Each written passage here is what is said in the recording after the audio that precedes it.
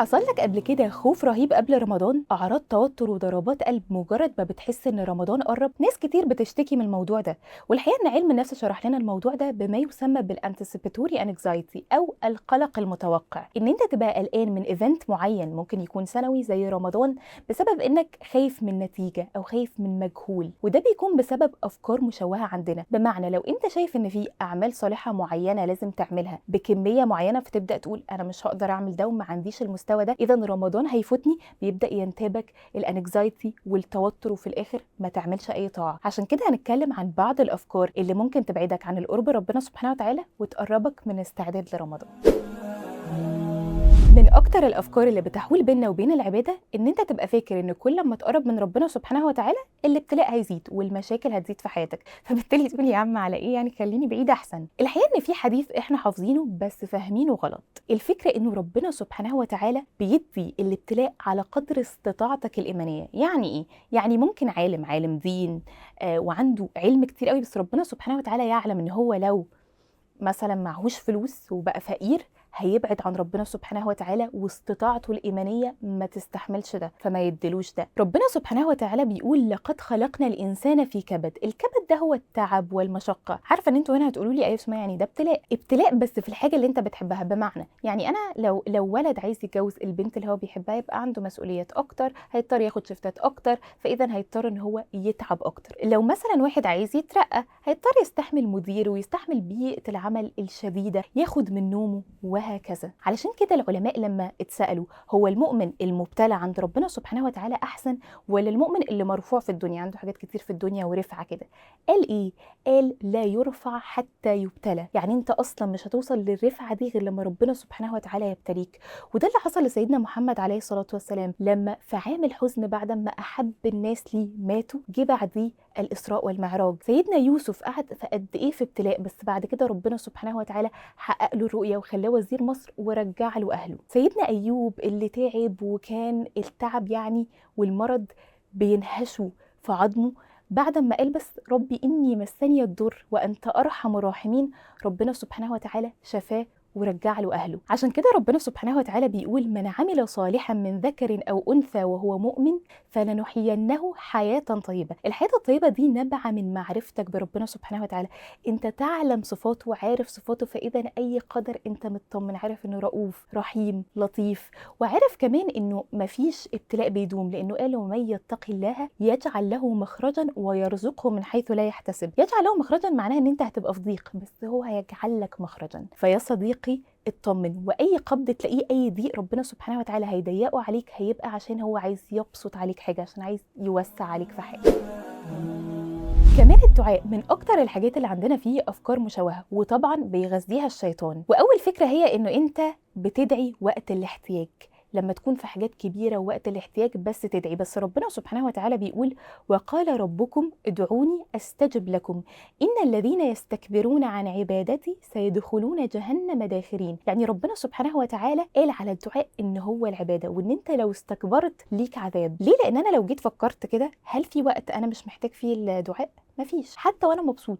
طب وانا مبسوط هبقى قلقان كده ونفسي الحاجه دي تفضل في حياتي بعد ما جت بعد مشقه. طب مين اللي هيخليها في حياتي؟ ربنا سبحانه وتعالى. وكمان الدعاء بيعلمك عن صفات ربنا سبحانه وتعالى. يعني مثلا لما بيتاخر عليك دعاء معين بتبقى عارف ان ده مش معناه غضب او مش معناه ان الدعاء مش جاي، بل بالعكس استبطاء الدعاء لما تحس ان انت متاكد ان ربنا هيستجيب بس يا رب اتاخرت، ده معناها انه جاي. وده بان كمان في ايه ربنا سبحانه وتعالى كان بيتكلم فيها في سوره البقره، حتى يقول الرسول والذين امنوا معه متى نصر الله ألا إن نصر الله قريب.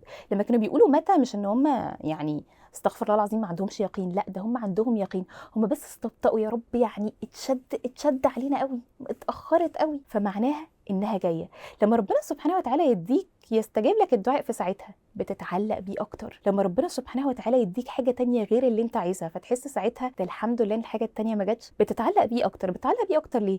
لأن انت هنا بتوقن ان هو يعلمك أكتر من نفسك ويعلم ايه اللي بيبسطك. من الحاجات كمان المشوهة ان احنا نبقى شايفين ان سقف توقعاتنا في الدعاء على حسب أعمالنا. فأنا اللي هو ايه يعني، أنا أعمالي على قد يا سمية، فأنا يا دوب هدعي ان كده يا رب على أول باب الجنة، بس النبي صلى الله عليه وسلم ما قالش كده. كما قال اذا سالتم الله الجنه فاسالوه الفردوس. الفردوس ده اعلى حاجه في اعلى درجات الجنه. فالنبي صلى الله عليه وسلم ما قالكش مثلا لو انت قريب من ربنا فادعي الفردوس، لا، ده قال عامه. فده اللي المفروض يكون تعاملك مع الدعاء، ان انت دايما سقف توقعاتك عالي قوي في كل حاجه، سواء في الدنيا، في الاخره، في الدين. كمان من الحاجات برضو اللي بتكون مشوهه جدا عندنا ان انت بتفتكر ان انا لو اذنبت ما ينفعش ادعي، ومعناها ان انا كل الدعاء اللي بعمله ده يعني اساسا كانه راح. مع ان سيدنا سليمان قال ايه؟ رب اغفر لي وهب لي ملكا لا ينبغي لاحد من بعدي، والايه اللي بعديها ربنا استجاب له. فبالعكس انت لما بتستغفر الاستغفار بيزيد الرزق وربنا يمددك بحاجات كتير قوي. فبالعكس انت لما بتتوب انت عامل عمل عظيم. فادعي بقى، ادعي وتوسع في الدعاء. نيجي بقى نتكلم عن افكار رمضان. اول فكره والفكره الشائعه جدا ان انت تبقى حاسس انه لو رمضان جالك وانت في ظرف معين، واحده لسه والده، واحد عنده امتحانات، واحد شغله مثلا مشغول فيه قوي، ده رمضان راح مني. مع ان انت محتاج تفتكر ان العمل الانفع ليك مش العمل اللي انت بتحبه ولا اللي انت فاكره انه اعظم اجر. في حاجات بتبقى انفع ليك ربنا اللي يعلم بيها. يعني واحده مثلا جوزها تعب قبل رمضان وفي رمضان كان تعبان وهي بتاخد بالها منه، بس عندها كده نيه جواها يا رب ده ليك ولطاعه زوجي. دي بقى حاجه عند ربنا بيبقى الاجر عظيم جدا، وممكن يكون ده الانفع ليكي. الناحيه التانيه واحده تانيه بقى لسه والده ومش عارفه ايه، فبالتالي نيتها كده يا رب انا عشان بربي بنت مسلمه كده تطلع بتطيعك، ده عند ربنا سبحانه وتعالى برضو اجره عظيم جدا. فبالتالي مش دايما العباده اللي احنا فاكرين ان هي انفع لينا هي الانفع، ربنا اللي يعلم ايه الانفع ليك. ده كمان هحكي لكم على حاجه، ربنا سبحانه وتعالى اوقات ممكن يقبض منك مثلا صحتك بعد الشر عليكي وبعد الشر عليك علشان يبسط عليك في العباده. هقول لكم، يعني انا مثلا كنت في عمره قريب وربنا سبحانه وتعالى قبض عليا يعني صحيا كده، كنت اللي هو بيزقوني بقى وهم اللي بيسندوني وكده قبل العمره بيوم، ورحت بقى وتعبانه جدا وكده، بس خلاص هعمل العمره. فطول عمري نفسي اعمل عمرتين بس دايما بكسل جدا. لقيت مرات اخويا بتقول لي ايه، طالما انت تعبانه وعملتي عمره وانت تعبانه يبقى نستنى لما تبقي كويسه ونعمل عمره تانية. والحين انا تعبت في العمره التانية بس عملتها، فكان قبض صحتي عشان ربنا سبحانه وتعالى يحقق لي الامنيه ان انا اعمل عمرتين. فانت مع عمرك ما تعرف ايه الانفع ليك. وحاجه تانية كمان، النبي صلى الله عليه وسلم كان بيتكلم عن اقوام وبيقول يعني بما معناه مفيش عباده هتعملوها غير وهم واخدين الاجر، مع انهم مش موجودين معاهم. ليه؟ قال حبسهم العذر،